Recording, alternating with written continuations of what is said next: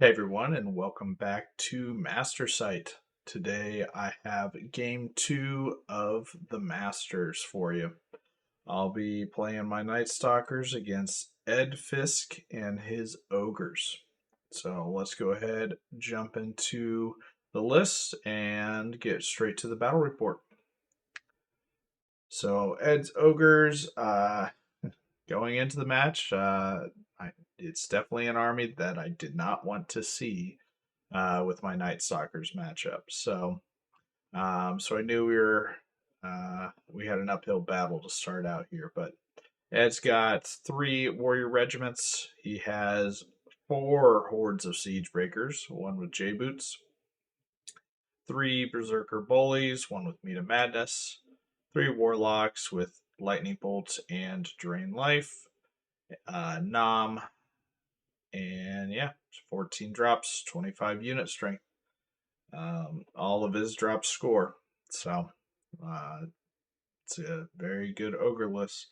The only criticism I think other people had of this list was he didn't have the stealthy bubble, but at least in the matchup against me, that's just completely wasted points. So another Horde of Siegebreaker sounds like a good deal. So yeah, of all the lists, ogre lists for sure. Of all the ogre lists, this is the one that I think is the most challenging matchup.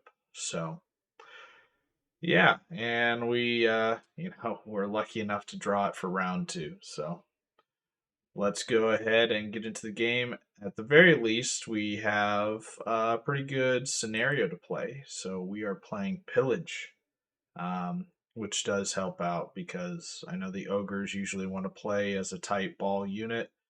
My army likes to spread people out whenever possible. So here we go. Here's Ed, and this is our board. So I won the roll for tokens, so I had 4 of the tokens, uh, and you'll see it's very symmetrical. 1 in each corner, and then 3 across the center, like we're playing pillage or loot or something. Sorry. So I put the ones in the corner because I basically said, "All right, Ed, I want you to leave something in the corners to take these. I'm okay with leaving a couple units behind. That's not a big deal for me, but I think it's a much bigger deal for him if he starts leaving a warlock or a regiment of ogres, something like that, behind to take those tokens." And then he decided 3 in the middle is the way to go, which I think is the right call for him. So yeah, deployment wise, Ed has all 3 of his warlocks over here, or I think two warlocks. Nam is the one with the big rock, and he might have 1 bully over here too.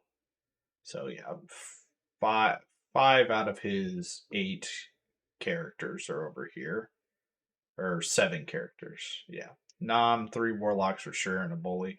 Not 100% sure which is which at the moment. So, regiment of warriors, siege breakers, regiment of warriors, siege breakers, siege breakers. Regiment of warriors, siege breakers, and bully behind over there. So for me, I have my Dread Fiend on the left, which I outdropped Ed, so I left my Dread Fiend and my Mind Screeches towards the end. I need to focus on his shooting in this matchup, and I know that. So I deployed these 3 pretty far last.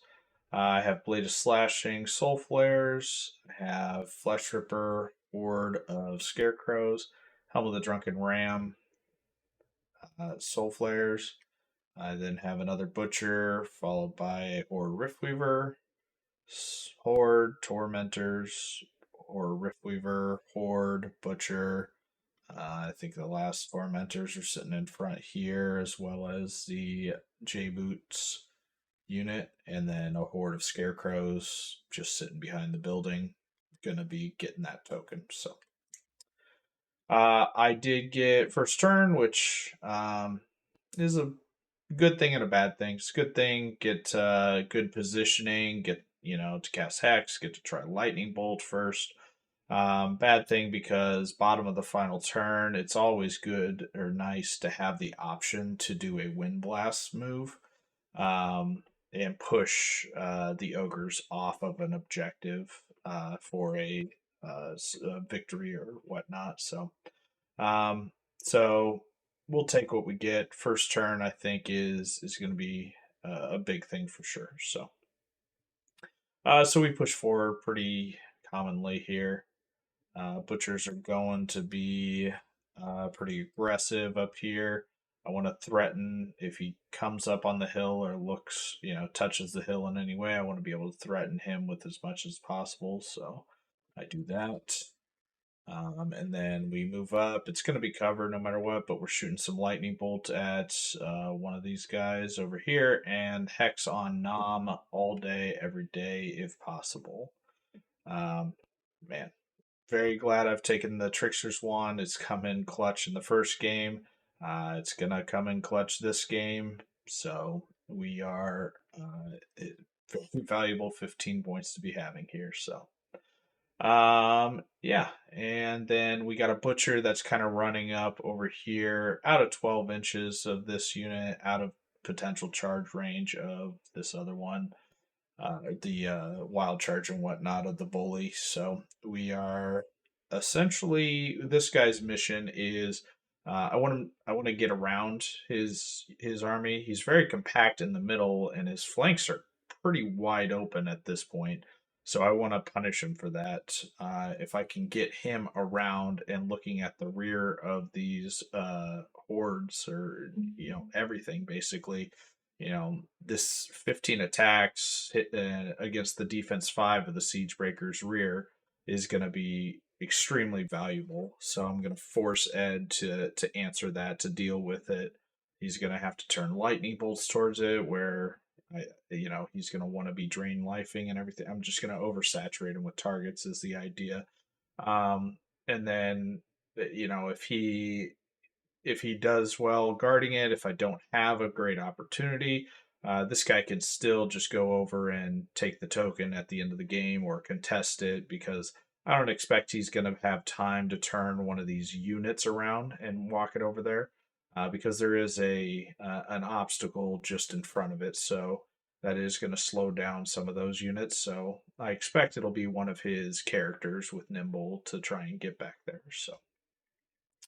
But yeah, that is positioning here. So shooting, lightning bolt did excellent work. 4 wounds. Trickster's wand went off on Nom, so we're very happy with all of that. Didn't get a waiver or anything, but these bastards being 12-14 is a little extreme, I think, for what they do. These ogre warlocks are just a little ridiculous how strong they are. So yeah, but a good start all in all. So and then this is partway through his movement, but this is what Ed's movement looks like. So again, me pushing up pressures him to stay back. He doesn't stay back, but he can't get out of this terrain feature.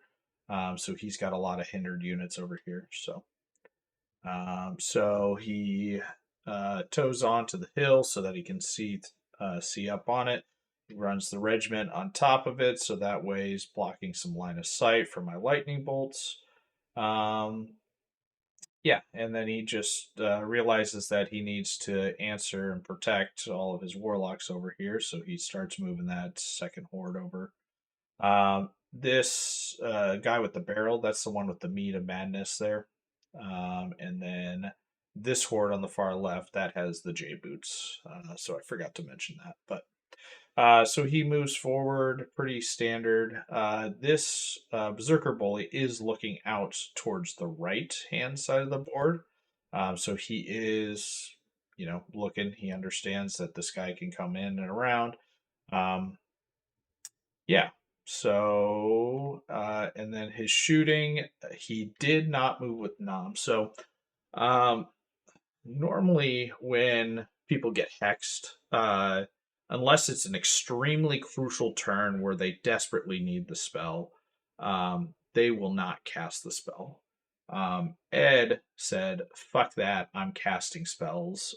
So he shot with Nom onto my ogre on the hill, as well as all of his other lightning bolts were shooting at this guy. But he rolled pretty bad. Nam ended up taking 4 wounds. He had 2 hits, but he failed to do any wounds to me with those 2 hits. So not a great turn for lightning bolt for Ed, but he is shooting one of the hardest things in my army for him to hit, so and wound. Um, but that's because we've restricted him to a corner behind a hill, and he had very limited target opportunities. So yeah, happy with the position, happy with how this is turned out so far here. So going into my turn, turn 2, this is how it looks. So I just kind of reposition the hordes of infantry, but I do decide to go on the left because I'm able to block up this horde and the horde behind it with a single butcher flesh ripper. That was the one he was shooting lightning bolts at. And the other butcher and my blade of slashing unit goes into the regiment of ogres. Um, and I feel like I have a pretty good shot here. Maybe I'm not correct in that, but um, I feel like with blade slashing and everything, the regiment of soul flares does like 6 wounds, and then the butcher flesh ripper is usually good for 2 to 3. So 8, potentially 9 wounds. I need a 6 twice, a 5 twice, somewhere in there. But yeah, unfortunately, we don't get it. We roll pretty terrible. We don't even get a waiver. So that was unfortunate here. I was really hoping to apply that pressure quickly, and if we pop this, especially, then we have a lot of open ground here, a lot of opportunities. But yeah, and then on the right hand side, everything else just kind of moves up in the middle. I am allowing him to charge into me, but that's just because I have so many overlapping counter charge options um, that I'm okay with him coming in. The one thing that I think I did need to just double check here is this horde of siege breakers. I did not allow that horde into this horde over here. I kept this horde behind the uh, terrain. I didn't want this horde to have a charge this turn, but I was okay with giving everybody else a charge. I did want to limit the charge on this, though. I really should have looked at it closer. This has a charge to the horde on the hill, um, and I would much rather have only limited it to the charge to the unit in the center, because the center is right where I have everything ready to crash in, and it would require a lot of units in order to protect both flank potentials if his horde comes into the center here. Um, so yeah, that was a mistake on my part in this particular situation. I did not need to move up as far as I did with this horde. I can potentially, leave it just out. I think I'm only like 11 and a half inches in. So yeah, that is just one of the things that I think I could have done better in this particular turn here. But yeah, go. And I was also able to run forward with the Dread Fiend, get an angle past the units here uh, into Namagrok again because he couldn't move last turn. So he is hanging a little bit further back than everybody else here. So yeah, in this is Ed's turn, but my shooting phase, I end up shooting. I couldn't see what's it called? I couldn't see the 4 wounded ones, so I ended up shooting this guy here. I believe it was. I believe that's the Berserker Bully. So I ended up shooting at him and did 3 wounds to him, I think, with the lightning bolts. So that's fine. On Ed's turn, this is what it looks like. So as you can see, that horde did come in over here. Um, yeah, which isn't the worst thing, but we'll see what happens here. And then on the left, it's a cluster, but his regiment of ogres countercharged my regiment of soul flares, and then his bully came into my butcher flesh ripper. He just countercharged the butcher here, and then he was able to get movement and maneuvering to get 2 of his warlocks up on the hill here, and the other one sitting back here, but like has his nose on the hill so he can see through it. And then Nom's just sitting put, so because he says I want to cast spells even though I'm hex. Um, yeah. So, and then he takes double charge, but these are hindered, so we have a pretty decent chance of living here actually, because 27 attacks on 3 or 4s now and 2s, so he should have like 14 hits and 12 wounds. With brutal 13, he needs an 8 twice, so I like our odds there. And then very good odds to hold in the center as well. And then I knew he would take the charge onto the butcher that I threw out there. Um, and yeah, we're in a good position, I think, right now. I'd rather that horde only have been into here, but I think we're sitting all right where we are currently. So combat or shooting, I'm sorry. So Ed heals with Namagrok. He does have just a line that he can get past here to do the heal. He gets 3 successful heals, so brings Nam up to 10 wounds total. Um, yeah, and then I think he tries to drain life with the one back here, but doesn't do anything this turn potentially.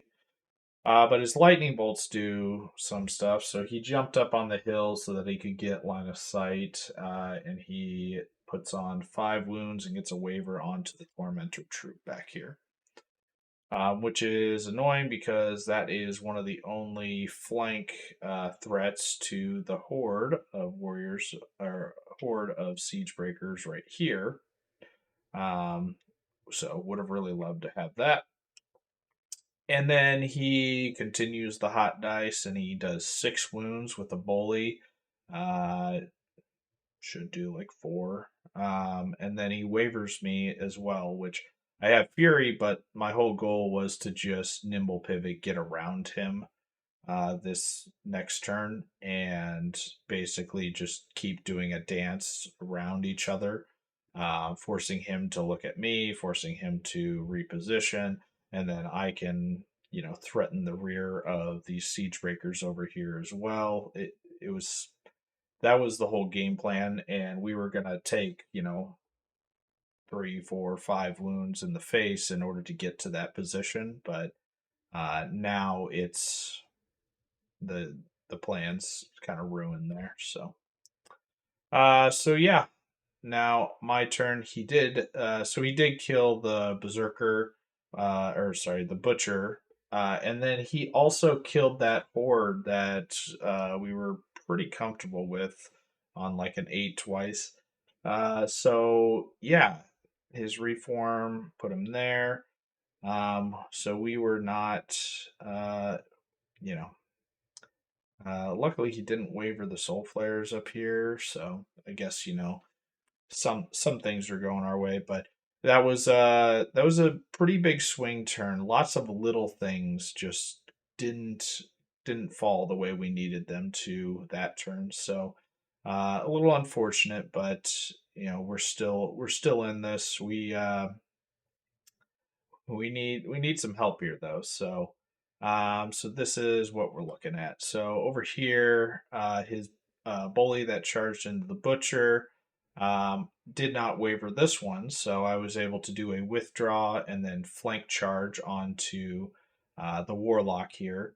I then double charged the regiment with Dread Fiend and the Soul Flares. They are still at 4 wounds, I believe.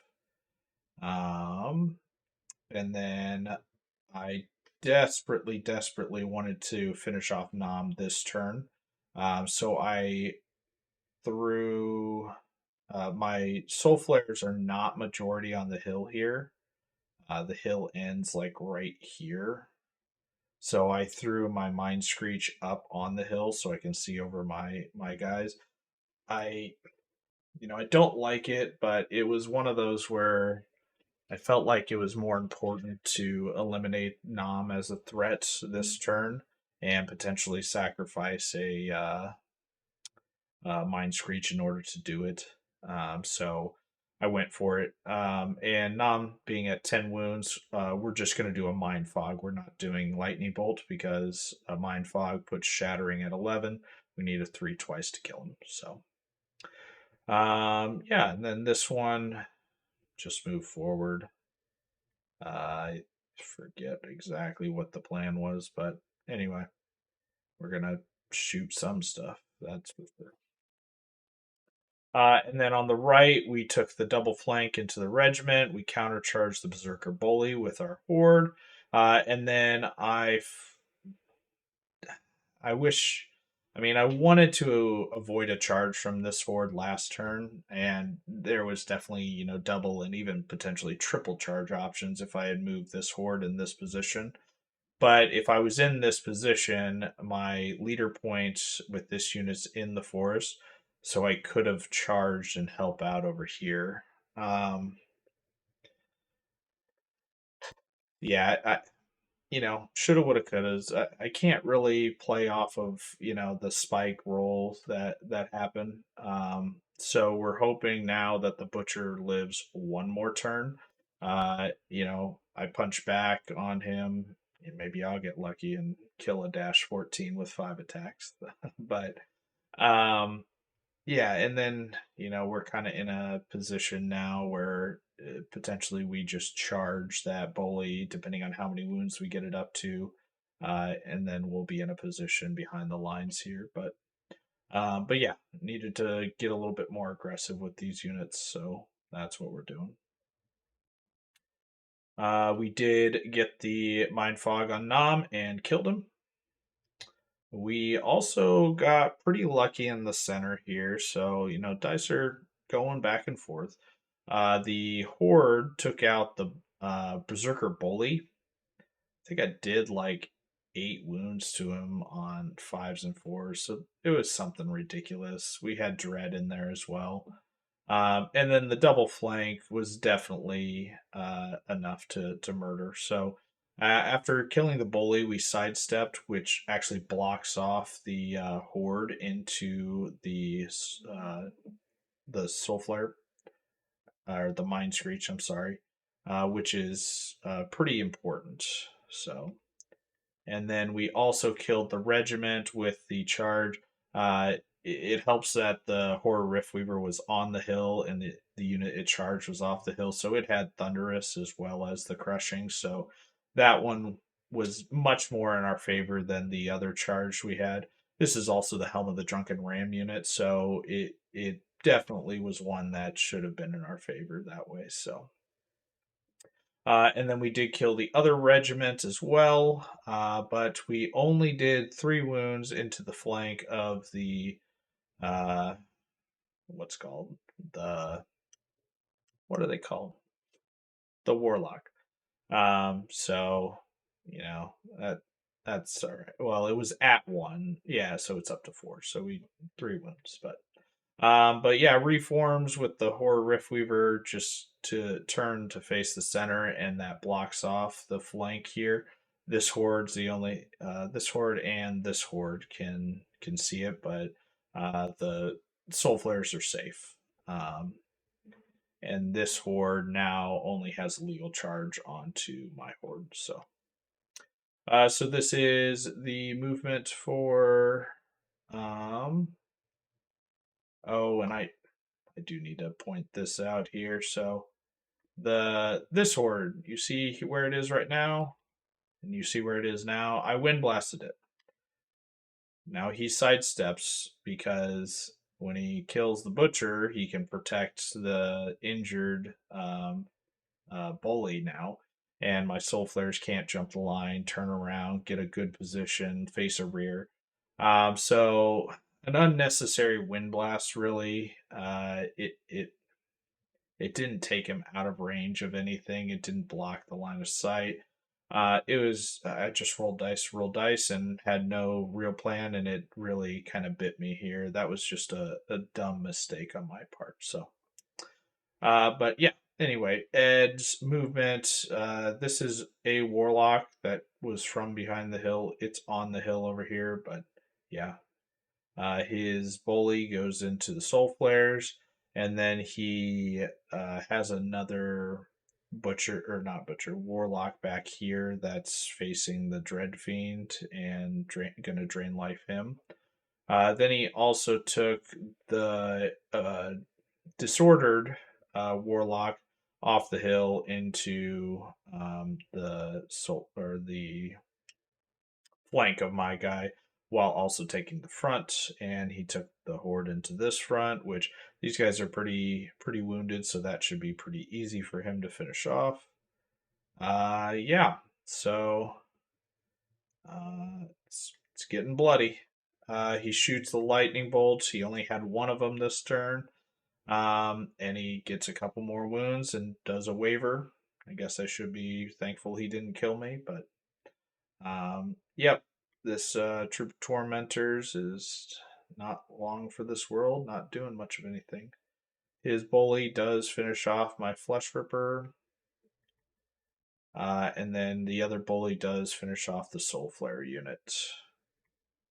He also finishes the butcher with the horde, and was able to get the perfect angle right here so that the soul flares are in the front, as well as the dread fiend is in the front.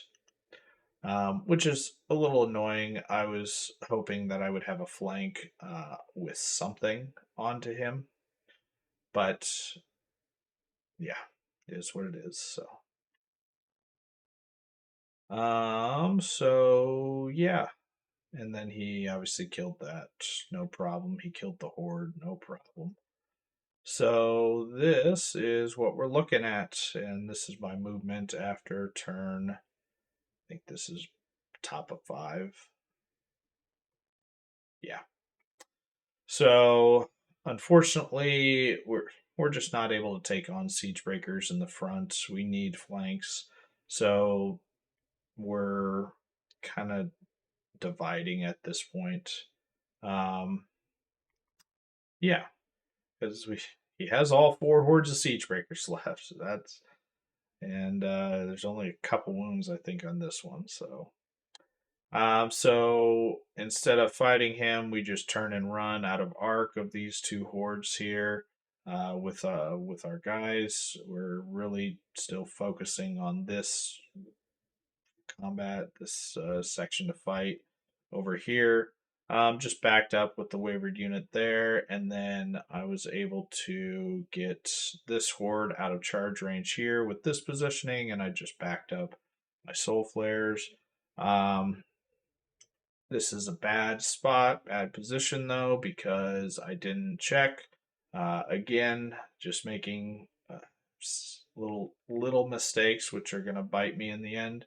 I didn't check. My idea was okay, single horde. He does have J boots, but a single horde into a uh, fresh horde of mine, I should live. I should survive that on averages, right? Um, and then I'll get a flank charge. But the issue is that I did not position these guys the right way to get a flank charge. Him charging in here, it is very close, only like a couple degrees off, but it is a front charge with the soul flares. So I messed that up. If I just pivot a little bit further, this corner back a little further, then he's either going to have to come in and risk it to one shot me, or he's not coming in because he doesn't want to take a flank. And his mindset here, being bottom of 5, is this bully. His job is to get that token back there, so he can't even support this unit to help get this kill. He can't see it either, but he can't support. Say if my soul flares come in the next turn, he can't rely on that guy to come in and kill me and whatnot. So, um, yeah, just this was the big one for me because that's my J boot unit. I should know better than that. I should check the angles. Sometime, I don't even think I was too terribly worried about clocks at this point. Really, it was just a mistake. So. But over on the left, we did some weird charges here. So I decided to just move uh, the Dread Fiend, and we're gonna hex this guy. I charged with a Mind Screech to chaff up his horde here, so that way I could kill the bully with the other horde or the regiment here. I'm trying to lightning bolt this guy, who's already at 4 wounds, to try and pick him up, and then we're trying to overwhelm this flank, or at least this horde. Try to take this token by pressing the center here. So we do kill the bully. We reform as such. We are reforming in such a way that if he withdraws 1 inch, he will still be within my soul flares, therefore not allowing him to do any extra charges. So he has to countercharge here. We do get the hex off on this one, but we did 1 wound with our lightning bolts. Yeah, frustrating. We should average 2, but even 1 wound, like we're sitting on a 7 time to waiver, and I haven't gotten a waiver on this guy once. He's been at 4 wounds from turn 1. He got healed by Nam later in the game, but he's been damaged so many goddamn times and hasn't even been wavered. Um, you know, can't be too frustrated. I got some good nerve and good dice on some situations, but these warlocks are just annoying. So, but yeah. Anyway, this will be Ed's turn here. So he, um, what's it called? He countercharges here. He turns this horde around. This warlock runs up onto the hill, having an angle and distance to do some drain life, all the fun stuff. He charges this one, and of course, he charges into the horde because he's not being threatened by a flank anymore, or ever because of my stupid positioning. So, yeah. So that is where we're at here. He drain lives and kills the what's called the troop, and then he goes up to something silly 8 wounds. So he again got hexed. He stood his ground. I think this is one where it's acceptable to do that. He understands that at this point trading 1 for 1 is actually a good thing for him. So yeah. So he goes in there, and guess what? He does 12 wounds, which is above average, but he doesn't kill him. So we would have had the flank if we set it up properly. Frustrating. But now Ed's dice are cooling off a little bit. He only does 7 wounds and fails to kill the Mind Screech here, which, is definitely a benefit for us. So yeah, and then top of 6. So he reformed this way because he needs to go back onto the token with this horde. Yep. I took way too many wounds to really justify withdrawing and hoping that he rolls bad. I have better chance of rolling a boxcars to waiver him and just keep that token alive for me. So we decide to run this way with the regiment.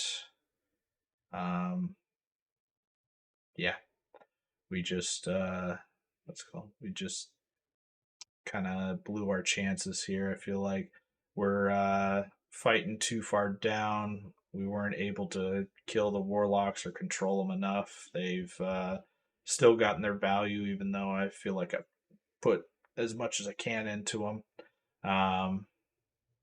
Yeah, just too many mistakes so far up to this game. I feel like um, we're not in a comfortable position to win here. So, but yeah, we also with his drain life, he got this guy down to only like a couple wounds. So, yep. So combat, we do at the very least because he failed to kill this Mind Screech. We do get a rear from the Horror Riftweaver. Front with the Helm of the Ram unit. We're wavered with the Mind Screech, but we do get a rear from the Dread Fiend onto the 8 wounded Warlock. So we're finally gonna take out, the first Warlock. I mean, second if you count Nom. So. Yep. So that's positioning, and we do kill a horde of siege breakers on bottom of 6. So yay! I also killed the warlock and turned to face this way with the dread fiend.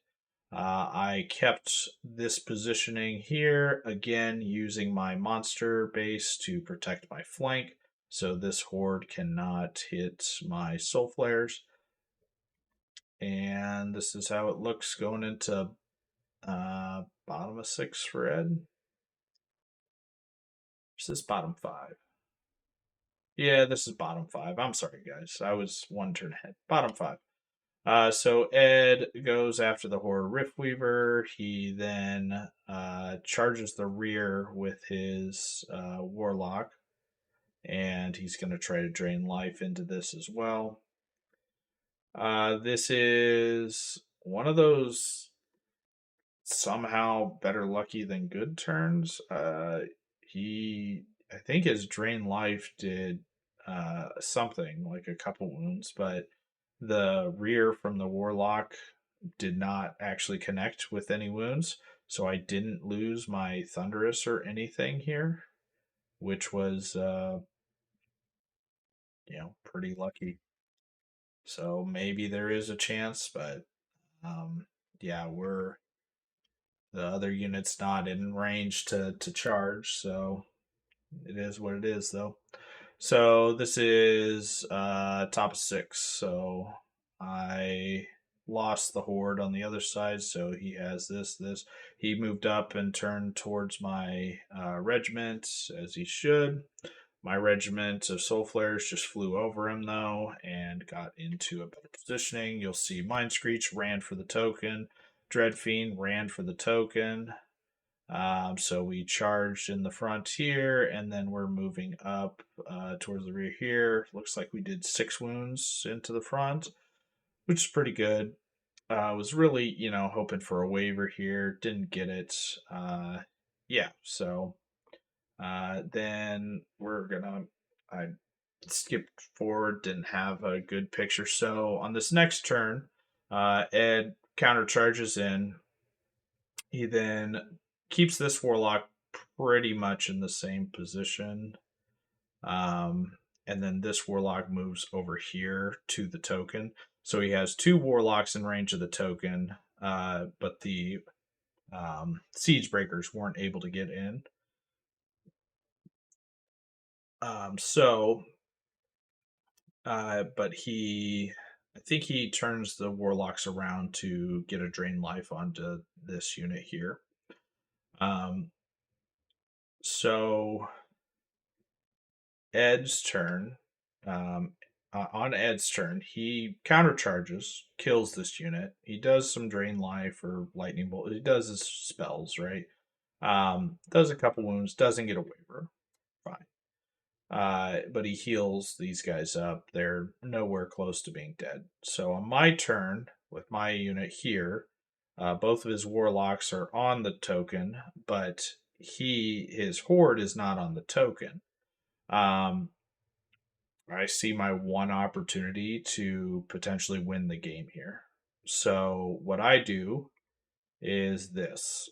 I because he look at that reform. He charged or turned to look straight at my soul flares, but he screwed himself because this horde is now not able to charge me and unable to move within 3 inches of the token that's under my base on this half. Because not only is his unit blocking him, but my unit is now going to be blocking him out where he can't come within an inch of me. And there's enough space where that means that 3 unit strength does nothing. So that this is my shot. Like, I made plenty of mistakes up to this point. This is my opportunity to, survive from, and, Ed's given me an opportunity and Ed's making one mistake here.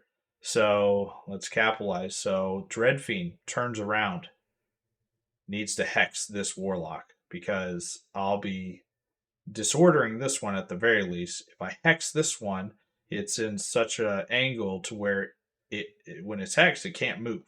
So it can't see me to cast a spell. It can't cast Drain Life next turn if I get the hex off. And if I kill this warlock, that just means I won the game. Because no Drain Life, only 1 unit strength can be touching this because it started within an inch of me. So even if this guy clears out, the horde cannot come within 3 inches of the token because it would bring it within an inch of my soul flares. But I failed the hex. So, all right, it's not over yet, but that sucks. Failing the hex, which I can't be too upset about. I've casted 3 other hexes this game, gotten all 3 of them off. X2 is a 75% chance, so I failed my 1 out of 4. All right, but can't read that, but I'm sitting on like 5 wounds right now from the spells he did last turn. So, now I need to kill this warlock. Well, I failed to kill the warlock. I do disorder. I do damage to him. I failed to kill him.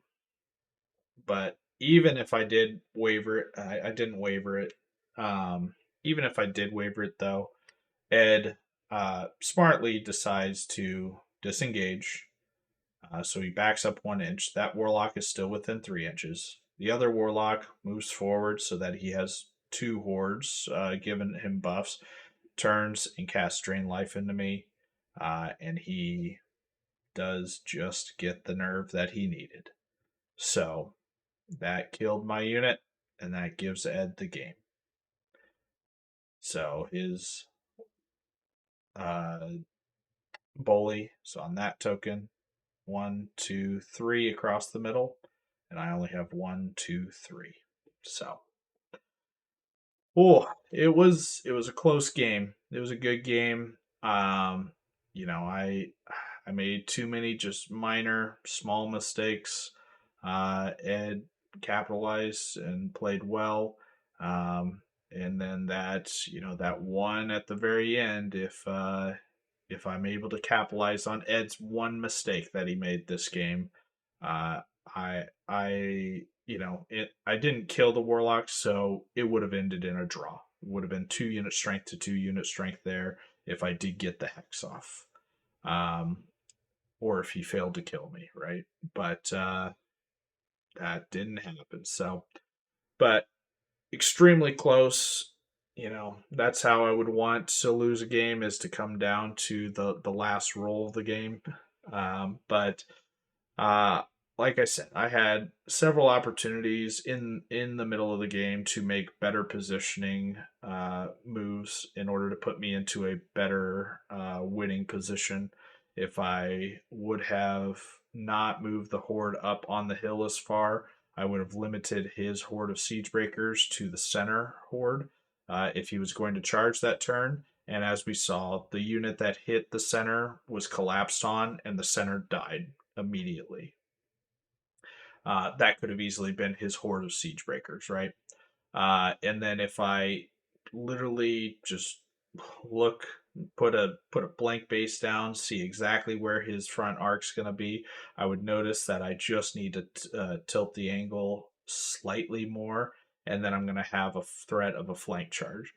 And Ed made the comment that he said he wouldn't charge if it was going to be a flank, which in my mind says, okay, well then I have that token.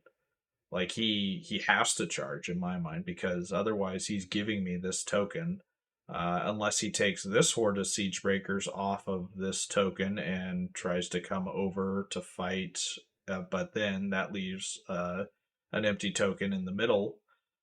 So it would have changed a lot. A lot of what Ed was doing. It sounds like, but just a bonehead move, a mistake that I shouldn't be making. And clearly, when you make a mistake like that at this level play, that you get punished for it, and I did. So well played to Ed. He capitalized on my mistakes, and I wasn't able to take advantage of the one that he gave me. But it was a extremely good game, and as many people are watching this probably know, Ed does go on to win the whole event. So, um, you know, if you're going to lose to anybody, lose to the guy that wins, right? So congratulations, Ed. This was an excellent game. I had a lot of fun, and it was just a blast hanging out with you, and and being one of the stepstones to your victory. So appreciate the game, and I appreciate everybody that was watching this one. I hope that you guys stick around even after I get a loss because um, the tournament's not over. There have been masters that have won with a loss in their record. So I'll just, lay it out there. I put up a fight in the event still. So you'll still want to watch the rest of the games that'll come out here. But yeah, appreciate you all for watching this one, and we'll catch you in game 3.